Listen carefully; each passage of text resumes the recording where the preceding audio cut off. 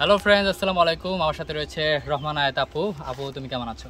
আলহামদুলিল্লাহ। আচ্ছা আপু, অনেকদিন পর তোমার সাথে দেখা, অনেক কথা হবে, গল্প হবে, আড্ডা হবে।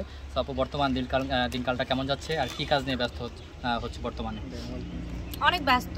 আগে আমি শুধুমাত্র নাটক বা পেজের কন্টেন্ট করতাম, বাট এখন মিউজিক ভিডিও করতেছি, টুকিটাকি ব্র্যান্ড প্রমোশন করতেছি, এগুলো নিয়ে ব্যস্ত। আচ্ছা আপু, আমি এখন ফার্স্ট যে কোয়েশ্চেনটা করবো সেটা হচ্ছে তোমার বেড়ে ওঠা কোথায় বা কোন জেলায় তুমি জন্মগ্রহণ করেছো?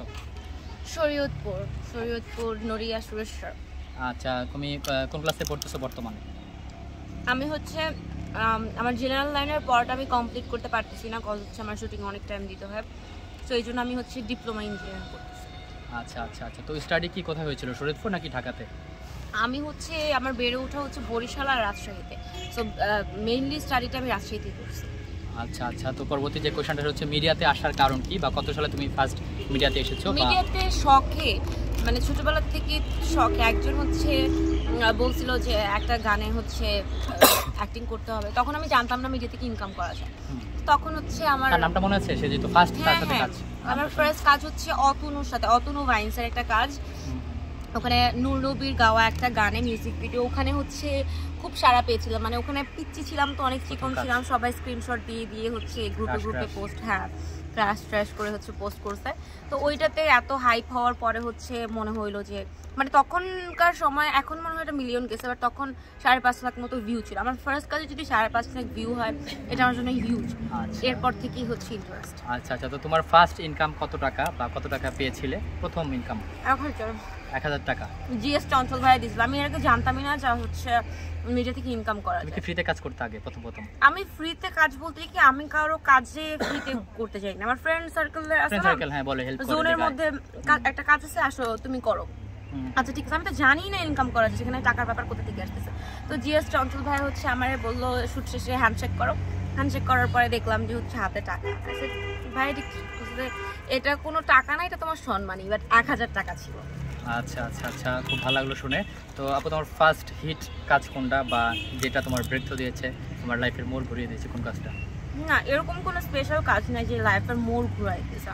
আমার সব কাজই আমার সব কাজের ক্ষেত্রে আমার ভিউর ব্যাপারে আমার লাকটা অনেক ফেভার করছে। তো অ্যাভারেজে সব কাজই তখন মিলিয়ন মিলিয়ন মিলিয়ন হতে হতে এরকম ভাবে। বাট নাটকের কথা যদি বলি, বাবা মরলে বুঝবে একটা নাটক করছিলাম, ওইটা আমার ফার্স্ট নাটক ছিল, যেটা ট্রেন্ডিংয়ে ছিল। আর গানের মধ্যে রিসেন্টলি চোখলাল কি, সেটা বেশ হিট হয়েছে, হ্যাঁ হাই চলছে, এইটাই। আচ্ছা, তুমি এখন অভিযানে নিয়ে কিছু জিজ্ঞেস করি, তুমি পার্মানেন্ট এখানে বা কিভাবে কাজ করতেছো এখানে? আমার ডিডের মেয়াদ আছে আর 4 মাস, এরপরে হয়তো বা বাইরে কাজ করতে পারি, আবার তাদের সাথে যদি নতুন চুক্তি হয় তাহলে সেখানে করব। আচ্ছা, আয়াত রহমান সিঙ্গেল নাকি ডাবল বর্তমানে, বা কয়টা প্রেম করছো লাইফে? আমি আমার কাজ নিয়ে অনেক ব্যস্ত, এখন এই সমস্ত জিনিসে ফোকাস দিতে যাচ্ছি। প্রেম ফোকাস দিতে যাচ্ছ না? না। হঠাৎ করে প্রপোজ করলে? হঠাৎ করে প্রপোজ করলো, এখন প্রেমের সময় না, এখন ক্যারিয়ার গোল। লাইফে কয়টা প্রেম করেছো? প্রেম করছি দুইটা। এত কম? হ্যাঁ। আচ্ছা, টাকা কে দিছে, তুমি নাও? আমি দিছি। টাকা না, আন্ডারস্ট্যান্ডিং হয় নাই।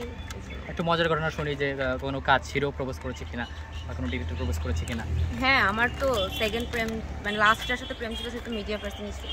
আচ্ছা, তো হয় না যে শুট করতে গেলাম প্রপোজ পাচ্ছি, এরকম হয় প্রতিদিন? তার সাথে আমার ফার্স্ট দেখা মেকআপ রুমে হয়েছিল, হওয়ার পরে সে শুট শেষে তার কথা ছিল আমাকে ড্রপ করে দিবে। তারপর ওখান থেকে তার সাথে আন্ডারস্ট্যান্ডিং ফ্রেন্ডশিপ রিলেশনশিপ, ওখান থেকে হয়েছে। তোমার মনে জায়গা করে নিল কিরকম লাভ স্টোরিটা, যে কিরকম করলে যায় তোমার মনে জায়গা করে নেওয়া যায়, কি ছিল সেই প্রেমের স্টার্টিংটা? সে অনেক কেয়ারিং ছিল, আমাকে কেউ একটু কেয়ার করলে, একটু আদর করলে, বা একটু বাচ্চাদের মতো ট্রিট করলে আমি অনেক খুশি হয়ে যায়। সো সে এরকম ছিল, সে গার্ডিয়ানের মতো ট্রিট করতো, ম্যাচিউর পারসন আলটিমেটলি। আচ্ছা আচ্ছা, তার নামটা বলা যাবে, প্রকাশ করা যাবে? নাম বলা যাবে না, বাট অনেকেই জানে। আর সে এক্স এর ব্যাপারে কথা বলে তো তার প্রেজেন্টটাকে নষ্ট করতে পারি না। বাট হ্যাঁ, সে মিডিয়াতেই কাজ করে, তার পাশাপাশি সে একজন গভর্নমেন্ট অফিসার, অনেকেই জানে, অনেকে কমেন্ট করে যাবে। আচ্ছা, সো পার্সোনাল কোশ্চেন এটা, তুমি অ্যানসারটা এতটাও কখনো আমি বলি নাই, আজকে বললাম কারণ এখন আমাদের শোটা ভালো লেগেছে, তাই আমাদের শোটা ভালো লেগেছে, তাই শেয়ার করলো দর্শক, শোগুলো বেশি বেশি দেখবেন। পরবর্তী যে কোশ্চেনটা করবো সেটা হচ্ছে যে বর্তমানে আয়াত রহমান ওয়ান ডে কত টাকা পারিশ্রমিক নিচ্ছে? এটা বলা যাবে না, তাহলে যারা কাজ করতে চায় অনেক একটা হিন্টস দেওয়া তো ভালো। বলা যাবে না বলতে, আমার নাটকের পেমেন্ট আলাদা, ব্র্যান্ড প্রমোশনের পেমেন্ট আলাদা, তারপর মিউজিক ভিডিওর পেমেন্ট আলাদা। যারা কাজ করতে চায় তারা কিভাবে যোগাযোগ করবে? কাজ করতে চাইছে তারা আমার ইনস্টাগ্রাম বা ফেসবুকে নক করবে। যদিও হচ্ছে রিপ্লাই দিতে আমি একটু লেট করি, আমি একটু লেজি। আর পেমেন্টের ব্যাপার হচ্ছে যারা নতুন কাজ করে বা যারা হচ্ছে একটু বাজেট ইস্যু থাকে তাদের থেকে আমি হচ্ছে একটু স্যাক্রিফাইস করার সবসময় ট্রাই করি। আচ্ছা ঠিক আছে। তারপর পরবর্তী কোয়েশ্চেনটা হচ্ছে বর্তমানে তোমার প্রিয় হিরো কে বর্তমান সময়ে? ফেভারিট হিরো যেগুলো ছিল ওগুলো পরে চাষ করে দেখলাম যে খুব অহংকারী, এই জন্য ওরকম ফেভারিট বলতে কিছু নেই। বাট হ্যাঁ, যদি ব্যবহারের দিক থেকে আর মানসিকতার দিক থেকে অ্যাক্টিংয়ের দিক থেকে বলি তাহলে হচ্ছে অপূর্ব ভাইয়া আমার এক্সপেরিয়েন্স করা বেশ স্পেশাল একজন, যার বিহেভিয়ার মাসা। আর মুভিদের মধ্যে সিনেমার মধ্যে সিনেমার হিরোদের সাথে আমার ওঠা বসা নাই, আমি জানি না। আর সবকে ভালো লাগে, বাট সিয়াম আহমেদকে সবসময় ভালো লাগে, এটা সব। Kolkata favourite hero? কলকাতার মধ্যে ইয়াশ, জিৎ, দেব বা অঙ্কুশ? না, দেব জিৎ এদেরকে ছোটবেলায় ভালো লাগতো, বড় হওয়ার পর আর ভালো লাগে। হ্যাঁ, ক্রাশ চেঞ্জ হয়ে গেছে বড় হওয়ার পর। তো আপু তোমার কোন খাবারটা বেশি খেতে পছন্দ করো মার হাতে? আমার মা নাই, সো আমি মার হাতে ওরকম কিছু আমার মানে ইয়েও নাই, বাট মা আম্মুর হাতের হচ্ছে রোস্ট অনেক মজা ছিল। আন্টি নেই কতদিন হয়েছে? আম্মু নাই হচ্ছে আজকে প্রায় 7 বছর মতো। আচ্ছা, যাক, এই জিনিসটা জানতাম না, আজকে জানলাম। এটা কেউই জানে না, মানে এটা নিয়ে সবাই হচ্ছে টাকা পয়সা, ইনকাম, প্রেম এগুলো নিয়ে প্রশ্ন করে, তো এই ব্যাপারটা এই জন্য হাই ফ্রেন্ডস। আচ্ছা, তো আজকে জেনে নিন। তো মাকে তো অবশ্যই মিস করা হয়, কষ্ট লাগা হয় কিনা? না, আমি মাকে মিস করার সুযোগই পাই না, কারণ আমার আব্বু আমাকে এত ভালোবাসে, বাবা অনেক ভালোবাসে। এই জন্য হচ্ছে মার কিছু মনে পড়লে যদি বাবাকে কল দিই, বাবা কথা অন্যদিকে টার্ন করে নিয়ে চলে যায়। মানুষ বয়ফ্রেন্ডের সাথে এত কথা বলে না, আমার বাবার সাথে কথা বলি। ওকে, অনেক ধন্যবাদ, অনেক কিছু জানলাম আয়াতাপুর কাছ থেকে। আমারও চিপস শেষ। আর অনেকে বলে টিকটক থেকে নাকি আসছে আয়াতাপুর, এটা নিয়ে কি বলবে? টিকটক থেকে না, বাট হচ্ছে টিকটকের কারণে হচ্ছে আমার কাজের প্রসার অনেক বাড়ছে। যেমন হচ্ছে টিকটক থেকে অনেকে চিনে হচ্ছে আমাকে ব্র্যান্ড প্রমোশনের জন্য নক করছে, সো এরকম ভাবে আর কি। আচ্ছা ঠিক আছে আপু, তোমার খালি গলায় একটা গান শুনতে চাই। তোমার ইম্পসিবল, আই কান্ট। তোমার গানের গলা অনেক ভালো। না না না না না, ইম্পসিবল, আমি গান গাবই না। আচ্ছা, চোখলাল কিসে, ওইটাই শোনান একটু। না, আমি পছন্দের গানটা পারি না। আমি চোখলাল কিসে গান শুনি। তোমার পছন্দের একটা গান হিন্দি গান বলো প্লিজ। দর্শক কখনো শুনে নাই? না, এটা শুনে নাই প্লিজ আপু, একটা লাইন শুনে নাই, কোনোদিনও শোনাবই না। ইম্পসিবল, অনেক আমরা সবাই মিলে গাই একটু। সাদা সাদা কালা কালা। না না না, গান পাই না। সাইফ খানের প্রিয় তোমার গানটা একটু শুনি আপনি। না, সাইফ খানকে কেমন লাগে? উনি তো সুপারস্টার, যেটা সবাই বলে, বাট ইদানিং ভালো লাগে। বাট আগের বেসিস যদি হিসাব করি, আগের বেসিসে সে আমার কাছে পারফেক্ট ছিল না।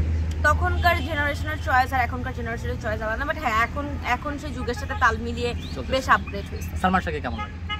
সালমান শাহ সম্পর্কে না আমি অ্যাকচুয়ালি অতটা জানি না, কারণ সালমান শাহ যখন মারা গেছে তখন আমি অনেক ছোট ছিলাম, আম্মুকে দেখতাম অনেক কান্নাকাটি করছে সালমান শাহ মারা যাওয়ার কারণে। বাট সে একজন লেজেন্ডারি আর্টিস্ট, এতটুকুই জানি। তার কিছু কিছু কাজ দেখা হয়েছে, মাশাআল্লাহ। সে যদি বেঁচে থাকতো হয়তো বা আজকে সাকিব খানের পাশাপাশি টক্কর দেওয়ার মতো কেউ থাকতো। হ্যাঁ, ইলিয়াস কাঞ্চনের মতো হতো, রুবেল তার মতো হতো না। আমি মনে করি যে সাকিব খানকে টক্কর দেওয়ার মতো কেউ থাকতো।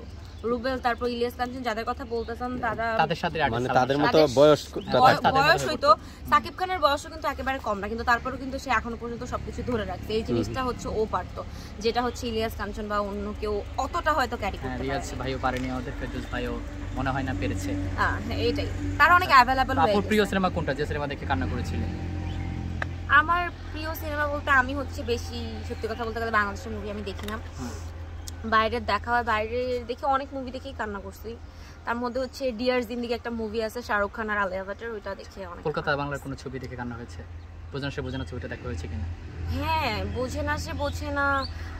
আচ্ছা হ্যাঁ, ছোটবেলায় হচ্ছে চিরদিনই তুমি যে আমার একটা মুভি ছিল, ওটা দেখে তো সবাই কান্না করছে। ওটা তো ভেরি ইন্টারেস্টিং, আসলে নাইস একটা। তারপর বাবা কেন চাকর, এই ঘরে এই সংসার দেখা নাই জানি। আমি মোল্লাবাড়ির বউ দেখছি, সেটা কেমন লেগেছিল? সেটা কমেডি টাইপ লাগছিল ছোটবেলায়। আচ্ছা, অপূর্বর বেস্ট নাটক কোনটা? আমাদের অপূর্ব ভাই, তার বেস্ট নাটক কোনটা? বড় ছেলে নাকি অন্য কোনো নাটক? আমি জানি না। আমি অপূর্বের সাথে রিসেন্ট একটা কাজ করছিলাম, যে হৃদয় খরণ আর সামথিং এরকম একটা, ওটার মধ্যে ভাইয়া বেশ ভালো অ্যাক্টিং করছে। আর বড় ছেলে তো হচ্ছে গণহারে সবাই বলে যে বড় ছেলে ভালো হয়েছে। বড় ছেলের থেকেও অনেক ভালো নাটক আসছে ভাইয়ার, বাট ওগুলো হয়তো বা হাইলাইট হয় নাই বা অত ভিউজ হয় না, এই জন্য মানুষজন জানে না। ওকে, অনেক ধন্যবাদ। তারপর কাছ থেকে কোনো কিছু জানলাম। দর্শক আর কিছু জানতে চাইলে কমেন্ট করুন। দেখা হচ্ছে নেক্সট ভিডিওতে।